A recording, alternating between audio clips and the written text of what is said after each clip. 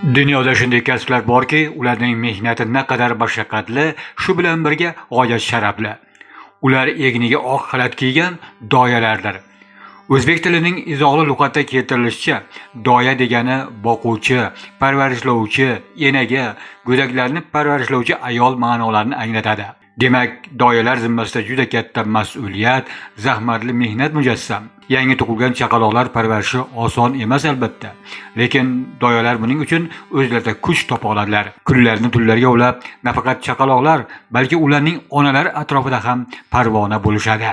O'zbekiston tumani tibbiyot birlashmasiga qarashli tug'ruqxona bo'limida ham bugungi kunda ana shu og'ir yukni yelkasiga olgan salkam 40 nafar doyalar mehnat qilishadi. Ushbu sohada 30 yildan ortiq tajribaga ega bo'lgan Havasxon Hasanova bugun tug'ruqxona bo'limining katta doyasi hisoblanadi. Tibbiyot sohasida olib bo'layotgan keng ko'lamli islohotlarning amaliy natijalaridan to'lqinlanib so'zlaydi.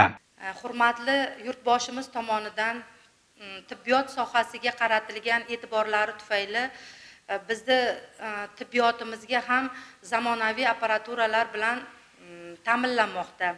Bu degani onalar va bolalar o'limini kamaytirish.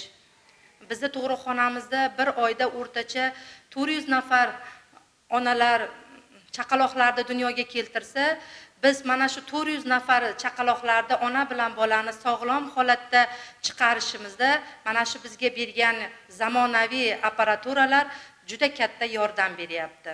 Buning uchun yurtboshimizga, Sog'liqni saqlash vazirligiga katta minnatdorchiligimizni bildiramiz. Albatta, yaratib berilayotgan shart-sharoit va imkoniyatlarga javoban tug'ruqxona bo'limining barcha xodimlar qatori doyalar ham bor bilim va mahoratlarni ishga solib mehnat qilishmoqda.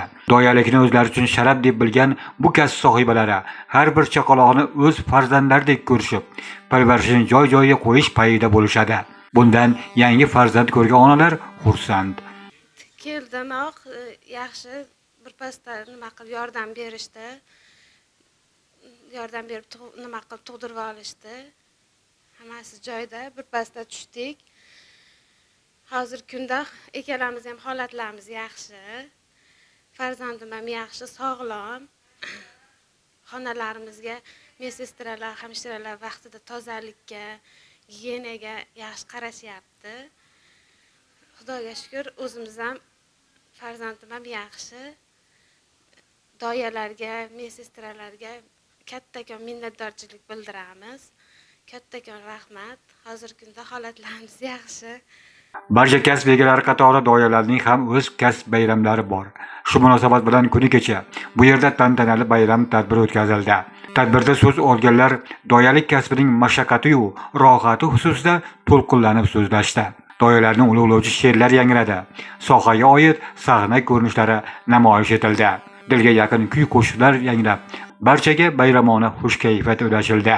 Tadbir yakunida doyalarga faxriy yorliqlar va esdalik sovg'alari tantanali suratda topshirildi.